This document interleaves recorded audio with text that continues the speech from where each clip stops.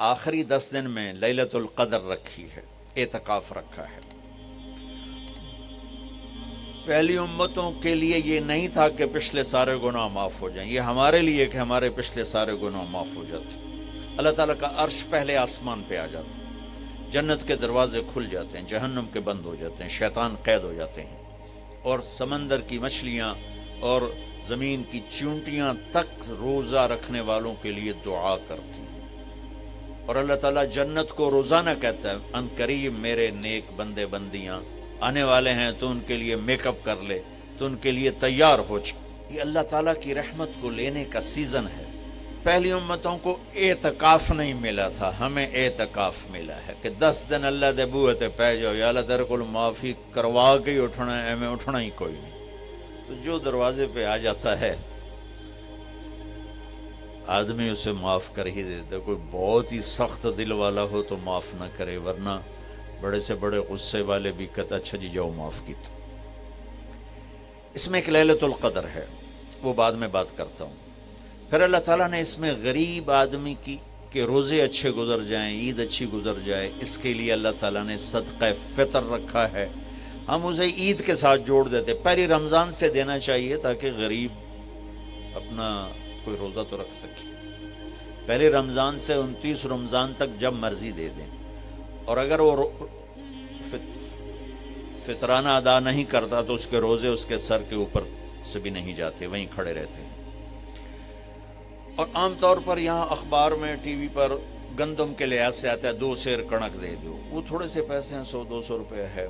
میں آپ کو آپ سب مالدار لوگ بیٹھے ہیں، میں آپ کو اپنے نبی کا صدقہ فطر بتاتا ہوں کہ آپ کیا دیتے تھے۔ آپ کشمش دیتے تھے، کھجور دیتے تھے، جو بھی دیے ہیں۔ تو کشمش 3 کلو، بازار میں 3.5 کلو، بازار میں جا کے پوچھیں جو سب سے اچھی کشمش ہو، یا پھر درمیانی، گھٹیا نہیں درمیانی اور سب سے اچھی، پتہ کرے وہ کتنی ہے، 1000 روپے کلو ہے، 1500 روپے کلو ہے۔ آپ کے گھر کے 4 افراد ہیں تو ایک گھر سے 6000 روپے غریب کو جائے گا۔ آج تو 6000 میں ایک ہفتہ نہیں گزرتا۔ تو اب سب سے عرض کرتا ہوں ویسے بھی خیرات کریں، افطاریاں کروائیں، اور صدقہ فطر کشمش کے حساب سے دیں۔ یہ آپ سب بھائی بہنوں کی خدمت میں گزارش ہے۔ اللہ نے آپ کو رزق دیا، خرچ کریں، یہی آپ کے ساتھ جائے گا، باقی سارا ادھر ہی رہ جائے گا۔ لیلۃ القدر، انا انزلناہ فی لیلۃ القدر وما ادراک ما لیلۃ القدر لیلۃ القدر خیر من 1000 شہر تنزل الملائکۃ فیہا بإذن ربہم من کل امر سلام ہی حتی مطلع الفجر۔ ہم نے قرآن کو لیلۃ القدر میں اتارا، تمہیں کیا خبر کہ لیلۃ القدر کیا ہے؟ لیلۃ القدر 1000 مہینوں سے بہتر ہے۔ اس میں فرشتے اترتے ہیں اور یہ صبح تک رہتی ہے۔ لفظ قدر عربی میں اس کا ایک مطلب ہے قیمت۔ سبحان اللہ۔ تو اللہ نے کہا میں تمہیں بتاؤں، آپ سب تاجر بیٹھے ہو، لیلۃ القدر کی قیمت کیا ہے؟ 1000 مہینوں سے بہتر ہے، 1000 مہینوں سے بہتر ہے۔ اب 1 روپے پر 1000 نفع لے سکتے ہیں؟ دنیا میں کوئی ایسا کاروبار ہے؟ جو ہیروئن بیچتے ہیں وہ بھی نہیں لے سکتے۔ اور میرا اللہ کہہ رہا ہے 1 رات 1000 مہینے، یعنی کوئی 82-83 سال۔ یہ تو آ گیا پہلا قدر۔ دوسرا اس کا مطلب ہے تنگ پڑ جانا، تنگ پڑ وقت فقدر علیہ رزقہ۔ تو تنزل الملائکۃ فیہا، تنزل الملائکۃ والروح فیہا، کہ اس رات اتنے فرشتے اترتے ہیں کہ زمین تنگ پڑ جاتی ہے۔ سبحان اللہ، اتنے فرشتے آتے ہیں زمین تنگ پڑ جاتی ہے۔ تیسرا مطلب ہے قدر،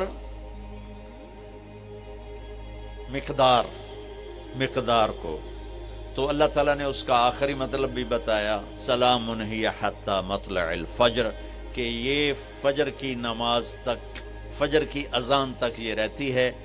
3 مطلب ہیں قدر کے، تینوں اللہ نے قرآن میں کور کیے۔ قیمت کیا ہے؟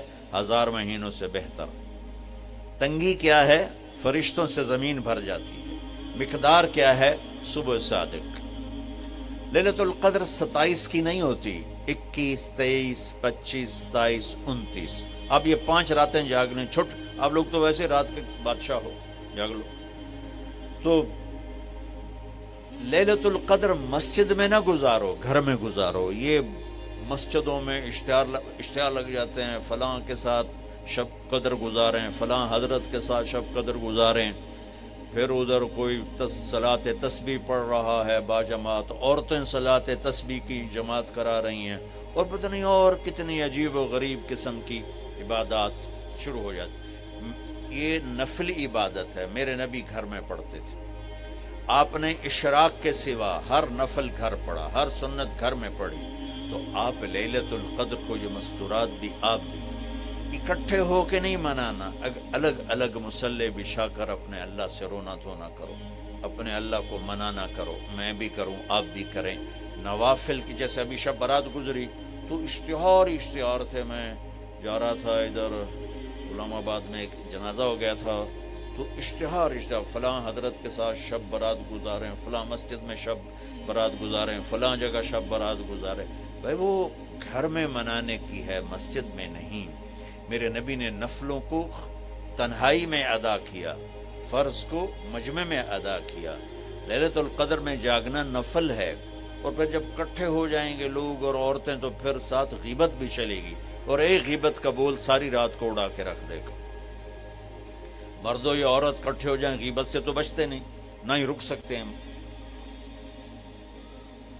سندھ سے ہم بائی روڈ آ رہے تھے، کراچی سے بائی روڈ جماعت تھی، تو وہ راستے میں بڑی غیبت کریں، نوجوان تھے سارے نئے نئے، میں چپ کر کے سنتا رہا۔ جب کوئی 2 دن گزر گئے نا، تو ہمارے پاس بڑی وین تھی، میں نے کہا بچوں ایک نصیحت کرتا ہوں کہ غیبت نہ کیا کرو، مذاق کرو، ہنسا کرو، کھیڑا کرو، غیبت نہ کرو۔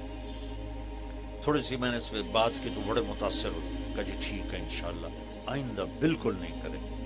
کوئی آدھا گھنٹہ گاڑی میں سناٹا رہا، آدھے گھنٹے کے بعد ایک بولے مولانا یہ غیبت نہ کریے تو پھر گلاں کی کریے۔ یہ میرا کلچر ہے، لہذا عورتیں عبادت کے لیے بھی اکٹھی ہوں گی تو غیبت شروع ہوگی، مرد مسجد میں اکٹھے ہوں گے وقت ضائع ہوگا، غیبت شروع ہوگی۔ میرے بھائی بہنوں، ہر نفل کو گھر میں گزار، اپنے گھر کو بابرکت بناؤ، اپنے گھروں میں نفل پڑھو، تلاوت کرو، ذکر کرو۔ صرف اشراق کے نفل میرے نبی مسجد میں پڑھتے تھے 2 رکعت، باقی ہر نفل آپ نے مسجد میں ادا کی۔ تو یہ چند چیزیں رمضان کے متعلق میں نے عرض کی ہیں۔ اب ایک بڑی اہم بات میں آپ کے سامنے عرض کرنا چاہتا ہوں۔ رمضان کی دولت کسے ملے گی؟ رمضان کی برکات کس سے ملیں گی اور کون محروم ہو جائے گا؟ آپ نے فرمایا 4 آدمی ایسے ہیں جن کی رمضان اور شب قدر میں بھی بخشش نہیں ہوتی، بس اس سے ہم اپنے آپ کو بچا لیں۔ کون ہے یا رسول اللہ؟ آپ نے کہا مدمن خمر، شراب کا عادی، کبھی کوئی پی لے توبہ کر لے، میں اس کی اجازت نہیں دے رہا ہوں۔ مدمن کا لفظ ہے جو روزانہ شراب پیتا ہے، اس کی رمضان میں بخشش نہیں۔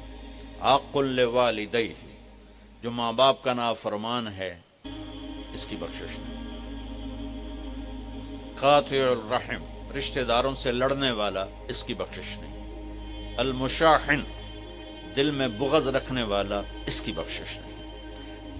ہر وہ چیز جو میرے آپ کے لیے نقصان دے اللہ نے حرام کر دی، ہر وہ چیز جو میرے آپ کے لیے مفید ہے اللہ نے حلال کر دی۔ سود حرام کر دیا۔ ہمارے پاکستان کی معیشت نہیں، پوری دنیا کی معیشت ڈوبی پڑی، سارے ملک قرضوں پہ چل رہے ہیں، سود نے پوری دنیا کو تباہ کر دیا۔ تو میرے اللہ تعالیٰ نے، آپ دیکھتے نہیں، میرا اللہ کہتا ہے فَأَذَنُوا بِحَرْبٍ مِّنَ اللَّهِ وَرَسُولِهِ، اگر سود نہیں چھوڑو گے تو میرے اور میرے رسول مل کر تمہارے خلاف جنگ کریں گے.